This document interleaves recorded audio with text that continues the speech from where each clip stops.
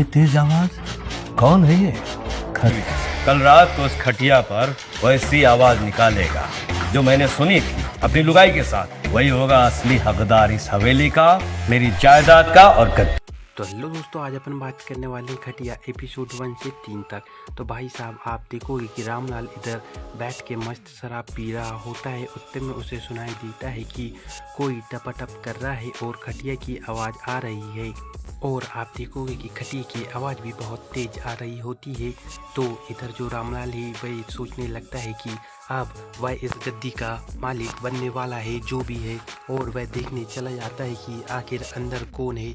और 2-3 बार आवाज़ लगाता है कि खोलो खोलो दरवाज़ा, मैं हूँ रामलाल, लेकिन कोई नहीं खोलता है। और भाई साहब, वहाँ से ज़ोर ज़ोर से आवाज़ आती है खटिया की। तो जब वो खटिया की आवाज़ आना बंद हो जाती है तो वह दरवाज़ा खोलता है और देखता है कि अंदर तो कोई नहीं होता है, और सोचने लगता है कि आखिर कहाँ चले गए और कौन था।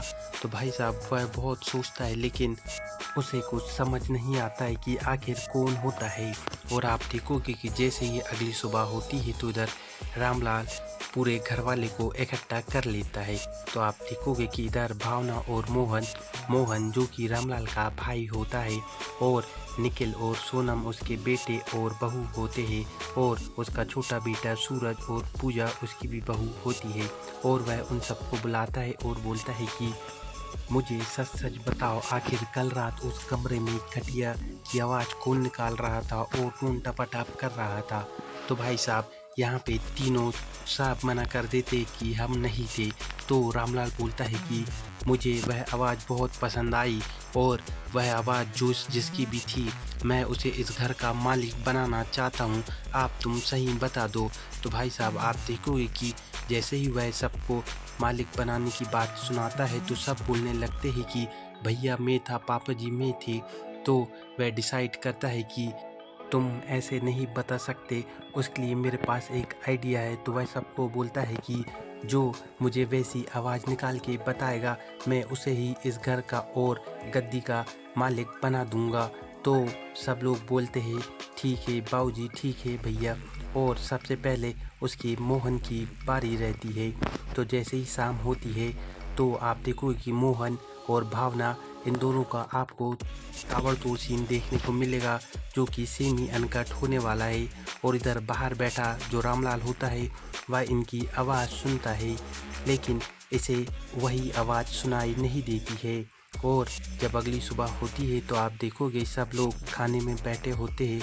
इतने में जो रामलाल होता है वह हंसने लगता है, क्योंकि जो उसका भाई मोहन रहता है वह वैसी आवाज़ नहीं निकाल पाता है और उसका पूरा मूड खराब कर देता है।